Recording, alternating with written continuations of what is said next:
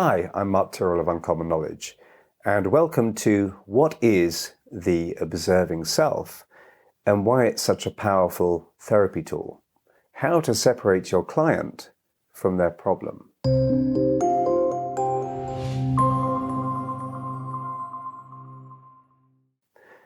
I think I did that because I was feeling so hurt.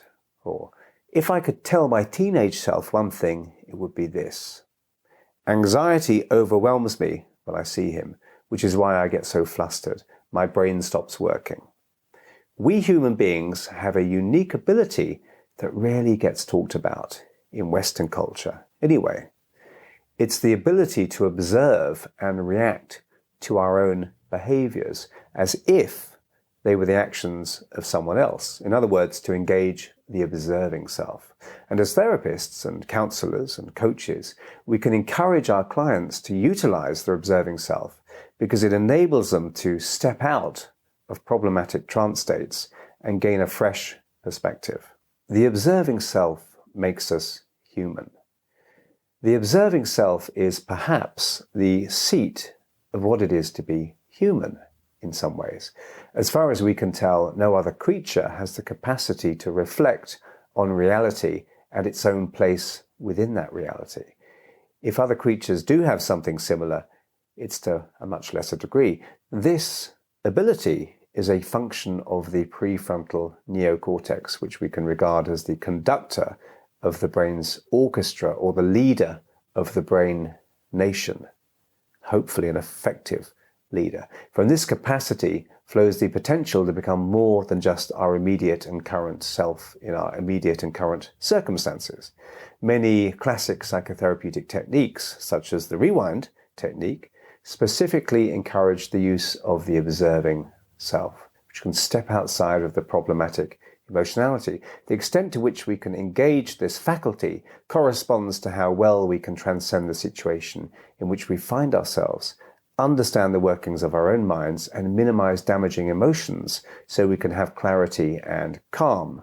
So here are 3 ways you can use a client's observing self to help them feel better. Number 1, grade emotion, motivation, or pain. Whenever we grade or scale a problem's intensity, it is as if a part of us is watching the problem from the outside. We're partly outside the problem pattern and have removed it from our core self, and this breaks the grip of the problem behavior. So anything we can do that encourages that is a good thing. If I feel anxious and decide that 10 is the most terrified I could possibly feel and 1 is the most relaxed I might feel, then scale my anxiety at that moment as 7. I've done something very significant. The very fact of doing this requires me to use my observing self. This is one reason we use scaling with our clients, to help them see a situation from another part of the mind. Number 2, raise a laugh. When we laugh at a situation or at ourselves, then for that time we engage in the observing self. It's almost as if we're outside of the situation or the everyday self. When people get labeled or label themselves as depressive or anxious or alcoholic, the opposite happens. The core of the person becomes identified with their behavior. In a sense, perspective is lost and their identity becomes meshed with their condition.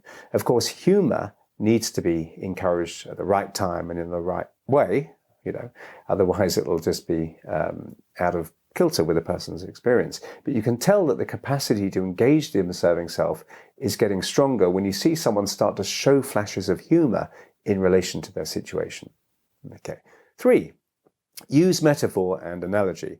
If you're lost in a thick forest, all you know is that you're submerged in a sea of trees and it's getting late. But imagine what it would be like if you could be lifted above the trees for a moment.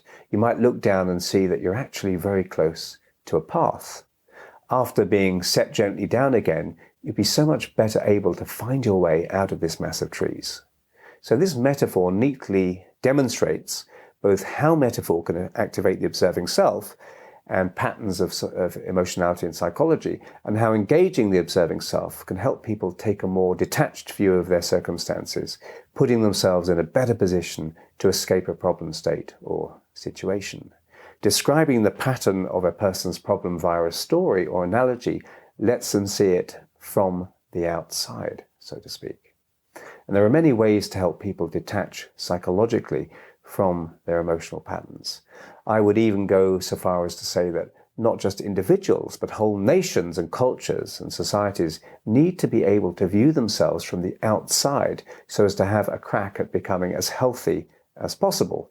So I hope you found that useful, and if you did, please hit like and subscribe. And if you want to hear when my next video is published, hit the notification bell below.